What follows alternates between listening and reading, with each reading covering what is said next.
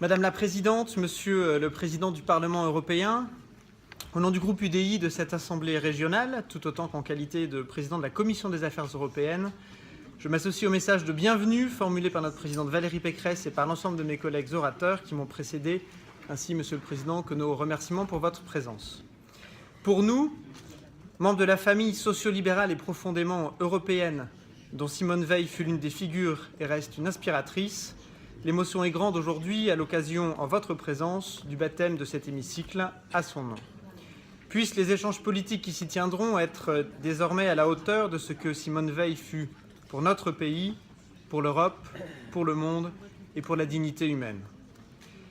Monsieur le Président, depuis 70 ans, l'Europe a construit en son sein la paix. L'enjeu qui est le sien depuis son élargissement rapide et massif aux pays d'Europe centrale et orientale est certainement de construire une Europe de la prospérité. L'Europe est bordée au sud d'un grand lac que l'on appelle la mer Méditerranée. Sur l'autre rive de ce lac se joue pour les décennies à venir notre plus grand drame ou notre plus grande chance.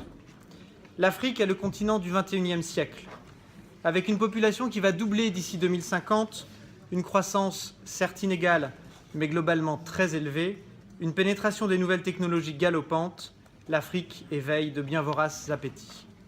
La Chine, vous l'avez dit, est omniprésente, l'Inde la suit avec force énergie, même les États-Unis, en particulier sous la présidence de Barack Obama, ont fait entrer l'Afrique dans leurs paramètres de développement et d'équilibre mondial.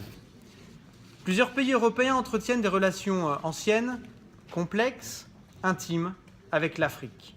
En fait, personne n'est plus proche que l'Europe de l'Afrique et l'Afrique de l'Europe.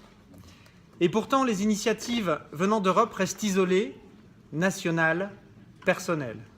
Compact with Africa a été initié par Angela Merkel.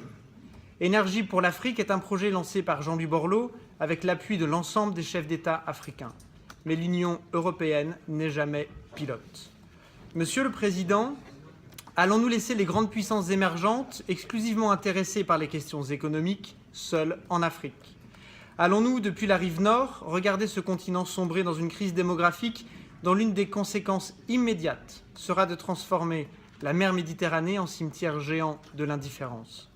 Monsieur le Président, quand et comment l'Union européenne compte-t-elle initier un grand plan de co-développement propre à permettre, d'une part, aux Africains d'organiser et de gérer leur propre modèle de développement sur leur continent, partant des immenses atouts et potentiels humains, naturels et climatiques, un grand plan de co-développement propre à permettre, d'autre part, aux Européens de trouver des nouveaux leviers d'une croissance partagée. Le XXIe siècle, disais-je, sera celui de l'Afrique. Soit l'Europe périra avec elle, soit l'Europe grandira avec elle. Monsieur le Président du Parlement européen, que compte faire l'Union européenne? Merci, Monsieur le Président. La parole